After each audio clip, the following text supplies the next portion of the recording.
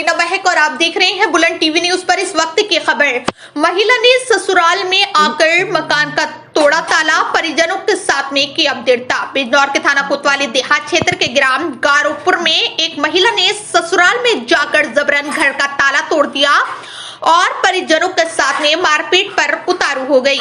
और पीड़ित सास नूरजहां का कहना है कि मेरे बेटे रियासत अली की लगभग 5 साल पहले मृत्यु हो गई थी, जिसकी पत्नी निगहत ने अपने ससुराल के साथ में लड़ाई झगड़ा कर उसकी संपत्ति को अपने हवाले कर लिया था।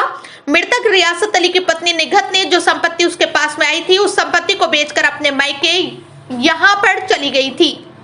आपको बता दें कि पीड़ित सास नूरजहां का कहना है कि 29 नवंबर सन 2024 को मृतक रियासत अली की पत्नी निगहत फिर से ससुराल में आकर जबरन मकान का ताला तोड़ने लगी। परिजनों के विरोध करने पर उनके साथ में गाली गलौज और मारपीट पर उतारू हो गई।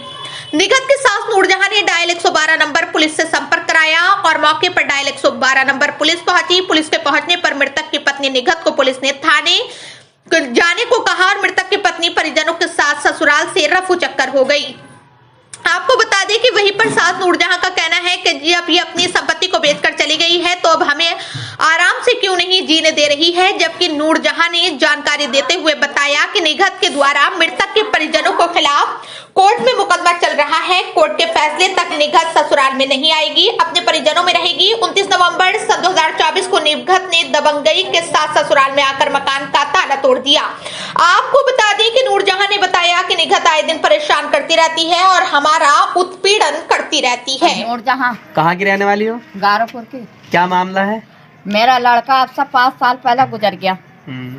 अब उसके गुजरने के बाद में वो रह रही थी, यहाँ इद्दत कर रही थी। इद्दत करने के बाद में वो चली गई। जो चली गई तो उसने सारा सामान जो मेरे लड़का का था वो सारा जमीन उमीन सब बेच दी। बेचने के बाद में वो चली गई। फिर उधर से घुंडे लाकर जबरान यहाँ आकर ताला तोड़ा। ताला तोड़कर और सारा सामान ले गई और हमारी मारपीट भी करी। और फिर उसके बाद में हमने जब मेरी मारपीट करी तो मैंने पुलिस बुलाई। पुलिस आने के बाद में जब वो यहाँ से उसको बुला कर गए कि तुम थाना हो, हम थाने चले गए। वो थाने नहीं गई, वो भाग गई।